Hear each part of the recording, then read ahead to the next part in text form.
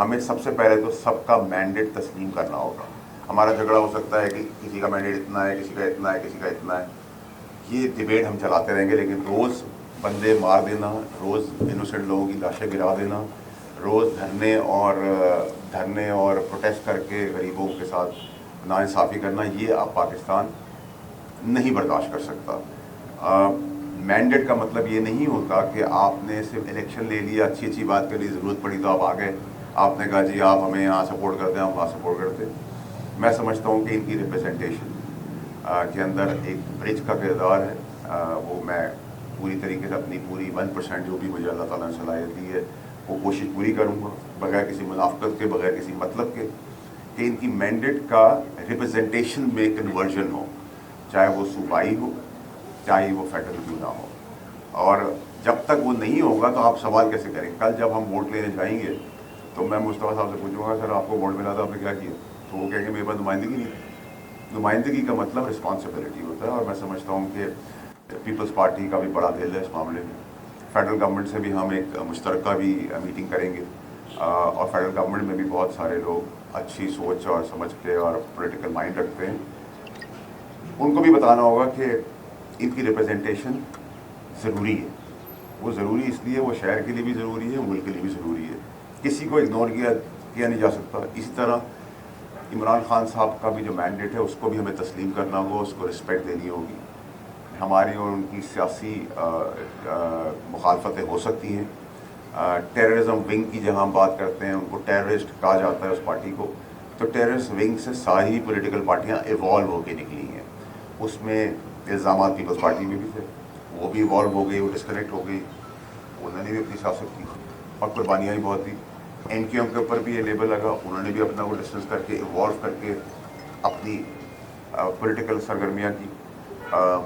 نون league کے اندر بھی model town کا واقعہ کو یاد ہے, وہاں بھی ٹیررزم ونگ کا الزام لگا, انہوں نے بھی ڈسکنیکٹ کیا. اسی طرح پاورفل جب پارٹیز ہوتی ہیں, پاپولر ہوتی ہیں, تو ان میں یہ ونگ اچھے اور گندے لوگ سب آتے ہیں. پوری پارٹی میں سارے گندے نہیں ہوتے. اس کے اندر میں نے مصطفیٰ صاحب کی موجودگی میں, خالد مقبول صدیقی صاحب کی موجودگی میں ایک اور مدعا اٹھایا ہے کہ عمران خان صاحب کی زندگی کو خطرات ہیں اور خطرات ہیں, اور ان کی جان کے اوپر سیاست کرنے کی اگلے 40 سال کوشش کی جا رہی ہے. اور ان کی بیگم صاحبہ اور ان کے ہوائی, جیسے ہم نے غنڈہ گردی کی سی ایم شپ ہم دیکھ رہے ہیں کہ کے پی کے جو ہے وہ ایک مولا جھٹ کی سیاست کر رہا ہے جو زیادہ دیر نہیں چلے گی. اس کو بھی ہم نے آئیڈینٹیفائی کیا ہے. اسی طرح مولانا صاحب کا جو جائز ڈیمانڈ ہے جس کے اوپر سب کھڑے ہوتے ہیں, میں نے ان سے بھی ریکویسٹ کی ہے, اور خالد مقبول صدیقی صاحب اور مصطفیٰ کمال صاحب نے مجھے کہا ہے کہ ہم بھی جا کے مولانا صاحب سے ملیں گے.